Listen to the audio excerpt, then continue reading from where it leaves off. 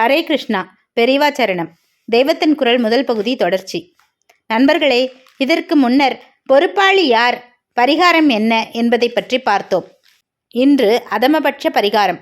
இப்போது இருக்கிற சமூக அமைப்பு முழுதும் மாறுகிறதோ மாறவில்லையோ, அதை மாற்ற முடியுமோ முடியாதோ, வேத ரக்ஷணத்தையே ஜீவனமாக வைத்து கொண்டிருக்கிற ஒரு கூட்டம் என்றைக்கும் இருந்து கொண்டிருக்கும்படியாக நாம் பண்ண வேண்டும். பிராமண ஜாதி என்று ஒன்று இருக்க வேண்டும் என்பதற்காக இதை நான் சொல்லவில்லை. தனியாக இப்படி ஒரு ஜாதி சுயநலத்துக்காக இருந்து ஒன்றும் ஆக வேண்டாம். லோகக்ஷேமத்துக்காகத்தான் அது இருக்க வேண்டியிருக்கிறது. இந்த லோகக்ஷேமத்துக்காகத்தான் வேத சப்தங்கள் ஏற்பட்டிருக்கின்றன. வேத சப்தங்கள் இருந்தால்தான் லோகம் முழுக்க க்ஷேமமாக இருக்கும் என்று நான் சொல்லுகிறேன். அதனால் இனிமேலாவது ஒரு பிராமணன் கூட வேதம் தெரியவில்லை என்று இருக்கக்கூடாது என்கிறேன். பிராமணர்கள் மறுபடி வைதிகத்துக்கு திரும்புவது ஒன்றுதான் இப்போது ஏற்பட்டிருக்கிற இத்தனை கோளாறுகளும் தீர்வதற்கு ஒரே பரிகாரம் என்கிறேன். குறைந்தபட்சமாக சொல்கிறேன், இப்போதுள்ள பிராமணர்களுக்கு இதற்கான தைரியமோ தியாக புத்தியோ இல்லாவிட்டாலும் போனால் போகிறது. உங்களால் வேத அத்தியாயனத்துக்கு திரும்ப முடியாவிட்டாலும் உங்கள் குழந்தைகளையாவது அதில் திருப்பியாக வேண்டும் என்கிறேன். அடுத்த தலைமுறையில் வேதம் தெரியாத பிராமணன் ஒருத்தன் கூட இருக்கவே கூடாது. அதற்கு ஏற்பாடு செய்யுங்கள் என்கிறேன்.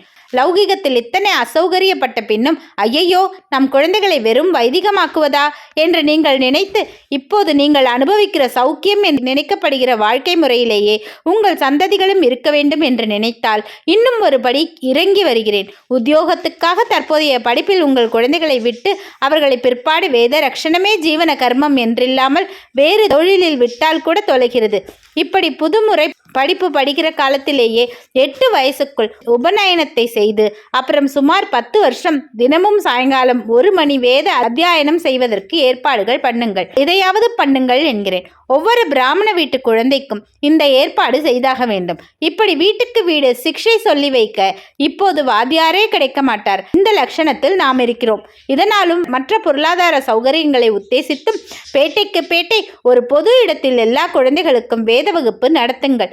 கூட்டுறவு அடிப்படையில் இப்படி செய்வதால் வசதி இல்லாத ஏழை குழந்தைகளுக்கும் கூட வேத சிக்ஷை பெற சௌகரியம் ஏற்படும். 10 வருஷங்களில் சிறுக சிறுக இப்படி கற்பதால் மந்திர பாகம் நிறைய மனப்பாடமாவதோடு மட்டுமின்றி பிரயோகத்திலும் கூட, அதாவது உபாகர்மா முதலிய வைதிக கர்மாக்களை தாங்களே செய்து கொண்டு மற்றவர்களுக்கும் செய்விக்கிறதற்கும் கூட தேர்ச்சி உண்டாகிவிடும். இவ்வாறு பிரயோகத்தை ஏன் சேர்த்து சொல்கிறேன் என்றால், வைதிக சடங்குகளை அவரவர்களே செய்து கொள்ள முடியும் என்றால்தான் எதிர்காலத்தில் புரோகிதர்கள் என்றே ஒரு தொழில்காரர்கள் இல்லாவிட்டாலும் கூட சமாளித்து கொள்ள முடியும். புரோகிதம் செய்வதே ஜீவனோபாயம் என்று வருங்காலத்தில் யாராவது பிள்ளைகளை விட்டு வைப்பார்களா என்று கேட்கிற நிலை வந்துவிட்டதால் இந்த ஏற்பாடு அவசியமாகிறது.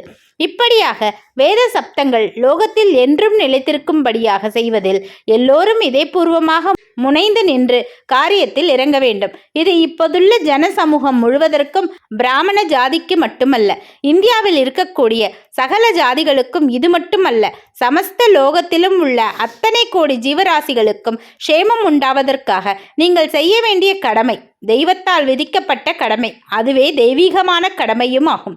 இப்போதிருப்பவர்களுக்கு செய்ய வேண்டிய கடமை என்பது மட்டுமின்றி வருங்காலத்தில் வருபவர்களுக்கு நாம் மகா துரோகத்தை செய்து பாபத்தை சேர்த்து கொள்ளாமல் இருக்கவும் இந்த காரியத்தை அவசியம் செய்தாக வேண்டும். இந்த காலத்திலேயே வேதத்தை எவனும் லட்சியம் செய்யவில்லை. வருங்காலத்தில் யார் சீந்தப் போகிறார்கள்? இப்போது இதற்காக பெரும்பாடுபட்டு என்ன பிரயோஜனம் என்று சிலருக்கு தோன்றலாம். அப்படி எனக்கு தோன்றவில்லை. சக்கரம் சுற்றி கொண்டிருக்கும் போது கீழே போனது மேலே வரத்தான் செய்யும். இப்போது இத்தனை நவநாகரிகம் தலைவிரித்தாடுவதாலேயே இதன் உச்சத்துக்கு போன பின் கீழே இறங்கித்தான் ஆக வேண்டும். நவீனத்தில் ஏதோ சௌக்கியம் இருப்பதாக நினைத்து இப்போது அதில் போய் விழுந்திருக்கிறோம். போக போக இதை பூர்ணமாக அனுபவித்து விட்ட பிறகு இதிலே வாழ்க்கை நிறைவே இல்லை. உண்மையில் அசௌக்கியத்தை தான் உண்டாக்கி கொண்டோம் என்று தெரிந்துதான் ஆக வேண்டும். அமெரிக்காவின் உதாரணம் ஒன்று போதும். ஜனங்களுக்கு தாங்கள் நிறைவோடு இல்லை என்று ஒரே சூன்ய உணர்ச்சி தான் வந்திருக்கிறது. நவீன சுகானுபவத்தால் வருகிற நிம்மதியின்மையை தொலைத்துவிட்டு மறந்துவிட்டு இருக்க வேண்டும் என்று தவிக்கிறார்கள். புத்திசாலிகளாக இருக்கிறவர்கள் நம்முடைய வேதாந்தம், யோகம், பஜனை இவைகளுக்கு வருகிறார்கள். மற்றவர்களும் எப்படியாவது இந்த இந்திரிய சுகத்தை மறந்திருக்கிற மட்டும் விசேஷம் என்றே ஏகப்பட்ட மாத்திரைகளை வாங்கி சாப்பிட்டுவிட்டு அப்படியே தூங்கிக் கொண்டே இருக்கிறார்கள். இந்த ஸ்திதி நம் தேசத்திலும் வரக்கூடியதுதான். லௌகீக சுகத்தில் இன்னும் ஏதோ பாக்கி இருக்கிறது என்கிற வரைக்கும் அதையும் தான் பார்த்து விடுவோமே என்று ஓடிக்கொண்டிருந்தாலும் அப்புறம் கடைசியில் அனுபவித்து, அடடா இதுவும் சாஸ்வதமாக பிடித்து வைத்துக் கொள்ள முடியாமல் மறைந்து போகிற சௌக்கியம்தான் என்று பிரத்யட்சமாக தெரிந்துவிட்ட பின் நித்திய சுகத்தை தருகிற அத்தியாத்ம விஷயங்களுக்கு ஜனங்கள் திரும்பத்தான் நினைப்பார்கள். அப்போது இவர்கள் இதுவரை சமூகத்துக்கு நிம்மதியை தந்த பழைய வைதிக மார்க்கத்தையே மறுபடி பூரணமாக எடுத்துக்கொள்ள வேண்டும் என்று நினைக்கிற போது அவர்களுக்கு வேத அத்தியாயனம் செய்வதற்கே இடமில்லை என்கிற நிலையில் இந்த தலைமுறையைச் சேர்ந்த நாம் சங்கிலியை கத்தரித்து போட்டிருந்தால் இது எத்தனை பெரிய துரோகம்! அதற்கென்ன, இதுதான் இத்தனை புஸ்தகங்கள் இருக்கின்றனவே. வேத மந்திரங்கள் யாகங்கள் முழுவதையும் நம்மவர்களும் மற்ற தேசத்துக்காரர்களும் ஆதியோடு அந்தம் ஆராய்ச்சி பண்ணி வால்யூமாக எழுதி வைத்திருக்கிற புஸ்தகங்கள் இருக்கின்றனவே. அவற்றை பார்த்து வருங்கால தலைமுறைகள் வேதத்தை தெரிந்து கொள்ளட்டுமே என்று கேட்கலாம். இதற்கு நான் பதில் சொல்லியாக வேண்டும். அது தவிர அஸ்திவாரத்திலேயே இன்னொரு பெரிய கேள்வி இருக்கிறது. அதற்கு நான் இதுவரை பதில் சொல்லவில்லை. அதையும் சொல்லியாக வேண்டும். அது என்ன கேள்வி என்றால், வேத சப்தம் லோகத்தை ரட்சிக்கும் என்றால் என்ன அர்த்தம்? ஏதோ மந்திரங்கள் என்றால் அவையெல்லாம் சில ஒலிகள். அவை வார்த்தையாக இருக்கின்றன.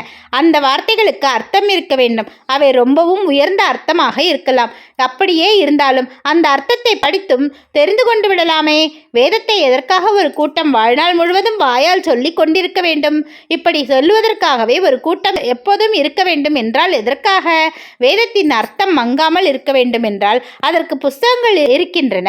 புஸ்தகத்தில் இருப்பதை காப்பாற்றுவதற்கென்றே பாரம்பரியமாக ஒரு ஜாதி இருக்க வேண்டிய அவசியமில்லையே. அவரவரும் புஸ்தகத்தை பார்த்து தத்துவங்களை தெரிந்து கொள்ளலாமே. ஆனால் அர்த்தத்தை மட்டும் சொல்லாமல் வேத சப்தம் இதுவரைக்கும் வந்திருக்கிற கிரமத்தில் மாறாமல் இருக்க வேண்டும். சப்தத்தை வாயால் சொல்லி ரட்சிக்க ஒரு கூட்டம் இருக்க வேண்டும் என்று சொல்வது ஏன் என்பதுதான். இதற்கு பதில் சொல்ல வேண்டும். வேத ரட்சணம் ஏன் ஆயுட்கால தொழிலாக வேண்டும்? பாரம்பரியமாக தொழிலை பிரித்து கொண்டு செய்வதில் சமுதாயம் முழுவதற்கும் ரொம்பவும் அனுகூலம் இருப்பதாகவே தெரிகிறது. ஆனால் பிராமணன் என்று இருக்கிறவன் செய்ய வேண்டிய தொழில் வேத ரட்சணம் என்றால் இதனால் சமூகத்துக்கு என்ன சேமம் என்று கேள்வி எழுகிறது. குயவன் பானை செய்கிறான், வண்ணான் துணி தோய்க்கிறான், நெசவாளன் துணி நெய்கிறான், இடையன் பால் கொடுக்கிறான், குடியானவன் உழுகிறான். இப்படி ஒவ்வொருத்தர் ஒவ்வொன்று செய்கிறார்கள். இந்த காரியங்கள் எல்லாம் ஜனங்களின் அன்றாட வாழ்வுக்கு அவசியமாகி இருக்கின்றன. இவற்றின் பலனை அவர்கள் பிரத்யட்சமாக அனுபவிக்கிறார்கள். உழுத நெல்லை சாப்பிடுகிறார்கள். பசி தீர்வதற்கு அது அவசியமாக இருக்கிறது. நெய்த துணியை உடுத்திக் கொள்கிறார்கள். மானத்தை காப்பாற்ற, குளிர்வையிலிருந்து சரீரத்தை காப்பாற்ற அது தேவையாக இருக்கிறது. பால் குடிக்கிறார்கள், மோராக்கி சேர்த்து கொள்கிறார்கள், பானையை அடுப்பில் ஏற்றி சமைக்கிறார்கள். இப்படியெல்லாம் நடைமுறைக்கு பிரயோஜனமாகிற வஸ்துக்களை மற்ற ஜாதிக்காரர்கள் தருகிறார்கள். பிராமணன் என்ன தருகிறான்? வர்ண தர்மத்தை நிலைப்படுத்தி இருக்கிற சாஸ்திரங்கள் அவனுக்கு எந்த தொழிலை தந்திருக்கிறது? பிராமணன் வேதத்தை காதால் கேட்டு பாடம் பண்ண வேண்டும், அதாவது அத்தியாயனம் செய்ய வேண்டும். அதே மாதிரி இன்னொருத்தனுக்கு அதை வாயால் சொல்லிக் கொடுக்க வேண்டும், அதாவது அத்தியாபனம் செய்ய வேண்டும். அத்தியாயனம் தான் வேதம் ஓதுவது, அத்தியாபனம் இன்னொருத்தனுக்கு வேதத்தை ஓதுவிப்பது. இதோடு பிராமணன் வேதத்தில் சொல்லியிருக்கிற நித்திய கர்மானுஷ்டானங்களையும் யாக யஜ்ஞாதிகளையும் செய்ய வேண்டும் என்று சாஸ்திரத்தில் இவனுக்குரிய தொழிலை வகுத்து கொடுத்திருக்கிறது. வேதத்தின் அர்த்தம் ரொம்ப உயர்வானது. அதை காப்பாற்ற வேண்டும் என்று சொன்னாலாவது நவீன காலத்தவர்களுக்கு ஒப்புக்கொள்ளலாம் என்று தோன்றும். ஜன சமூகத்துக்கு அறிவு, கலை எல்லாம் வேண்டும். வேதம் நிறைய அறிவை தருகிற வஸ்து என்பதால் அதன் அர்த்தத்தை சிலர் சமூகம் முழுவதற்கும் பிரச்சாரம் பண்ணி கொண்டிருந்து விட்டு போகட்டும் என்று சொல்ல தோன்றும். ஆனால் சாஸ்திரம் இப்படி சொல்லாமல் பிராமணனாகப்பட்டவன் வேதத்தின் சப்தத்தை காப்பாற்றி கொண்டிருக்க வேண்டும். ஜனசமூகம் முழுவதற்கும் அதை கொடுத்து ரட்சிக்க வேண்டும் என்கிறது. அர்த்தத்தை எல்லோரும் அறிய பண்ண வேண்டும் என்றால் அதில் லோகக்ஷேமம் தெரிகிறது. நேர்மாறாக சப்தத்தை சிலர் மட்டும் வைத்துக் கொள்வதால் லோகக்ஷேமம் என்றால் நம்பிக்கை வரமாட்டேன் என்கிறது. மற்ற தொழில்கள் நின்று போனால் சமூகம் பாதிக்கப்படுவது போல் வேத அத்தியாயனம் நின்றால் எப்படி பாதிக்கப்படும் என்று தெரியவில்லையே. இது புரிய வேண்டுமென்றால் வேதம் என்பது என்ன என்று தெரிந்து கொள்ள வேண்டும். இவ்விஷயத்தை முழுக்க அறிவினால் ஆராய்ந்து மட்டும் பிரயோஜனம் இல்லை. அனுபவஸ்தர்கள் சொல்வதை நம்பினால் தான் உண்டு. இப்படி சொன்னவுடனே ஆட்சேபனை வந்துவிடக்கூடும். அதெப்படி சார்? தாங்கள் பகுத்தறிவாளிகள், முழுக்க எங்கள் அறிவுக்குள் அகப்படுகிறது என்றால் தான் ஏற்றுக்கொள்வோம் என்று சொல்லிவிட்டால் என்ன செய்வது? எல்லா விஷயங்களுமே மனுஷ அறிவுக்குள் அகப்பட்டுத்தான் ஆக வேண்டும் என்று எப்படி உரிமை கொண்டாடலாம்? எத்தனையோ ஜீவராசிகளில் இவன் ஒருத்தன். இவனுடைய லெபார்டரியில் நடக்கிற காரியங்கள் ஒரு மாட்டின் அறிவுக்கு புரியுமா? என் புத்திக்கு புரியாததால் இந்த பௌதிக விதிகள் இருக்கவே முடியாது என்று மாடு சொல்லலாமா? மாடு வரைக்கும் போக வேண்டாம். மனுஷர்களிலேயே பிசிக்ஸ் படிக்காதவர்களுக்கு அவை எப்படி புரியும்? ஆனால் அதை நன்றாக படிப்பவர்கள் சொல்லுவதால் படிக்காதவர்களும் நம்புகிறார்கள். அவர்கள் செய்கிற உபகரணங்களால் பிரத்யட்சமாக நடக்கிற காரியங்களை பார்த்து விதிகளை எல்லோருமே ஒப்புக்கொள்கிறார்கள். அப்படியே சாஸ்திரத்தை அனுஷ்டித்தவர்கள் வேதத்தை பற்றி சொல்வதை நம்ப வேண்டும். இதுவரைக்கும் அது பிரத்யட்சமாக தந்திருக்கிற பலன்களில் இருந்து அதை ஏற்றுக்கொள்ள வேண்டும். பெரிய பிரத்யட்ச பலன். இதுவரை இந்து சமூகம் எத்தனையோ எதிர்ப்புகளுக்கும் தாக்குப்பிடித்து விழாமலேயே இருக்கிற ஒரே பழைய மதம் என்பதும் இந்த மதத்தில்தான் ரோகத்துக்குள்ளேயே மிக அதிகமான மகாபுருஷர்கள் தோன்றியிருக்கிறார்கள் என்பதுமே ஆகும். எங்கள் அறிவுக்குள் வரவேண்டும் என்று ஜனங்கள் சொல்லாமல் நம்பி ஏற்றதாலேயே இதுவரை ஸ்ரேயஸை அடைந்து வந்திருக்கிறார்கள். மனுஷ அறிவின் எல்லையை மீறி அகண்டமாக ஆனவர்களே ரிஷிகள். அவர்களின் மூலமே வேத மந்திரங்கள் லோகத்துக்கு வந்திருக்கின்றன என்பது அடிப்படை கொள்கை. அம்மாதிரி மனுஷர்கள் ஆத்ம சக்தி பெறவே முடியாது என்று சொல்லிவிட்டால் அப்புறம் பேச்சே இல்லை. பிரத்யட்சமாக இருக்கிற மகான்களையும் சித்திமான்களையும் வேண்டுமானால் சுட்டிக்காட்டி இவர்களுக்கு மற்றவர்களுக்கு இல்லாத சக்திகள் இருக்கிறதே, இதை பார்த்தாவது நம்புங்கள் என்று சொல்லலாம். அவர்கள் செய்வதெல்லாம் மோசம், ஏமாற்று வித்தை என்று பதில் சொல்லிவிட்டால் பிறகு பேச்சில்லை. இப்போது நாம் இருக்கிற நிலையில் நம் புத்திக்கு என்ன எட்டுகிறதோ அதற்கு மேற்பட்டதாக எதுவும் இருக்க முடியாது என்பதே தான் ரொம்பவும் பகுத்தறிவற்ற வாதமாய் இருக்கிறது. இதை அப்படி சொல்பவர்களே புரிந்து கொண்டால்தான் உண்டு. ஏதோ சுவாரஸ்யமாக பேச்சு கச்சேரி கேட்கலாம் என்ற அளவிலாவது எத்தனையோ தினசான அரசியல் மீட்டிங்குகள் இருக்கிற போது கூட இங்கே என்னிடம் நீங்கள் வந்திருப்பதால் உங்களில் யாரும் இப்படி தங்களை முழு ரேஷனலிஸ்டாக, அதாவது புத்தறிவாளராக சொல்லிக்கொள்ள மாட்டீர்கள் என்று நினைத்து வேதம் ஏன் சம்பிரதாயப்படி இனியும் இருக்க வேண்டும் என்பதற்கு கூட காரணம் சொல்கிறேன்.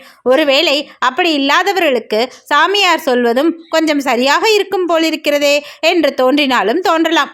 வேத சப்தம் என்ற சப்தத்துக்கு முக்கியத்துவம் தருவது தானே புரிபடாமல் இருக்கிறது. சரி, சப்தம் என்பது எப்படி உண்டாகிறது? எங்கே ஒரு அதிர்வு சலனம் இருந்தாலும் அங்கே சப்தம் உண்டாகி விடுகிறது. இது பகுத்தறிவு சாஸ்திரமான சயின்ஸே சொல்கிற விஷயம்.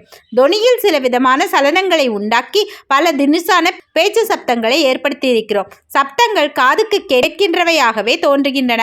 ஆனால் சிலவற்றை காதுக்கு கேட்க முடியாத மின்சார அலைகளாக மாற்ற முடியும் என்று ரேடியோ, டெலிஃபோன் முதலியவற்றை பார்த்தால் தெரிகிறது. நாம் பார்ப்பது கேட்பது எல்லாமே இந்த மின்சார அலைகள் தான். பார்க்கின்றவனும் கேட்கின்றவனும் அவனுடைய மூளையும் கூடத்தான் என்று சொல்கிற அளவுக்கு சயின்ஸ் கொண்டு வந்து விட்டிருக்கிறது. இது இருக்கட்டும். லோகத்தில் இத்தனை கோடி ஜடவஸ்துகள், மலையும் பூமியும் ஆறும் சமுத்திரமும் உண்டாயிருக்கின்றன. ஜீவராசிகள் விதவிதமாக உண்டாயிருக்கின்றன. இத்தனையும் எதிலிருந்தோதான் சிருஷ்டிக்கப்பட்டிருக்கின்றன.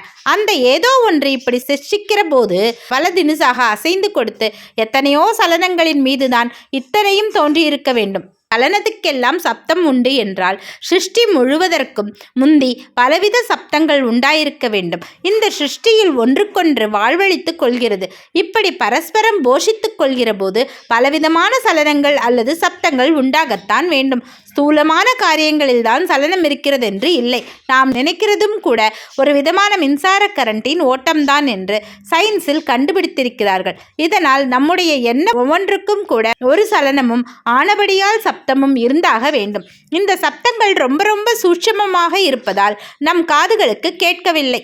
பாக்டீரியா கிருமி நம் கண்ணுக்கு தெரியவில்லை. மைக்ரோஸ்கோப்பினால் பார்த்தால் அது தெரிகிறது. அப்படியே நம் காதுகளுக்கு கேட்காத சூட்சம சத்தங்கள் நிறைய இருக்கின்றன.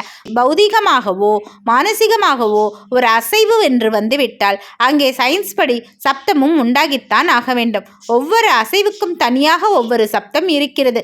இதையே மாற்றிச் சொல்வதானால் ஒவ்வொரு விதமான சப்தத்தை உண்டாக்க வேண்டுமானால் அதற்கு ஒவ்வொரு விதமான அசைவை உண்டாக்கித்தான் ஆக வேண்டும். ஒரு வித்வான் பாடுகிறார். அவர் பாடுகிற மாதிரியே நாம் பாட வேண்டும். அதே மாதிரியே புரட்ட வேண்டும் என்றால் அவர் தொண்டையில் என்னென்ன சலனங்களை உண்டாக்குகிறாரோ அவற்றையே நாமும் பண்ணத்தான் வேண்டும். சப்தமும் அசைவும் சேர்ந்தே ஒன்றாகவே உண்டாகின்றன. இப்படி உண்டான அப்புறம் அந்த அசைவுகளிலிருந்து ஒரு ஸ்தூலமான வஸ்து அல்லது மனோபாவம் உண்டாகிறது. ஆகக்கூடி சப்தத்திலிருந்து சிருஷ்டி ஏற்படுகிறது. இந்த பிராசீனமான தத்துவம் சயின்ஸ் பகுத்தறிவுப்படியும் கூட சரியானதுதான் என்று தெரிகிறது. சிருஷ்டி, அதிலே நடக்கிற பல காரியங்கள், எண்ணங்கள், இவற்றின் மூலமாக சப்தங்கள் ஆகாசத்தில் அப்படியே நிறைந்துதான் இருக்கின்றன. நாம் கையை தட்டினவுடன் ஒரு சப்தம் உண்டாகிறது என்றால் அது என்ன ஆகிறது? அது அப்படியே ஆகாசத்தில் தான் தங்கிவிடுகிறது. நல்ல காரியங்கள், கெட்ட காரியங்கள் எல்லாவற்றிற்கும் ஒவ்வொரு சலனம், சப்தம் இருக்கிறது. இந்த சப்தத்தை உண்டாக்கிவிட்டால் அந்த நல்லது அல்லது கெட்டதும் வந்துதான் ஆக வேண்டும். நல்லெண்ணங்கள் ஜனங்களுக்கு உண்டாகிறது என்றால் அப்படி உண்டாக்குகிற சலனங்கள் இருக்க வேண்டும், அவற்றிற்கான சப்தங்கள் இருக்க வேண்டும். இப்படிப்பட்ட சப்தங்களை நாம் உண்டாக்க முடியுமானால் லோகத்தில் ஜனங்களுக்கு நல்ல எண்ணங்கள் தோன்றிக்கொண்டே இருக்கும். ஜனங்களுக்கு உயர்ந்த எண்ணங்கள் இருப்பதை விட லோகத்துக்கு பெரிய சேமம் என்ன இருக்கிறது? அப்படி எண்ணுவதற்கு அவர்களை தூண்டுகிற சக்தியை பெற்ற சப்தங்கள் தான் வேத மந்திரங்கள்.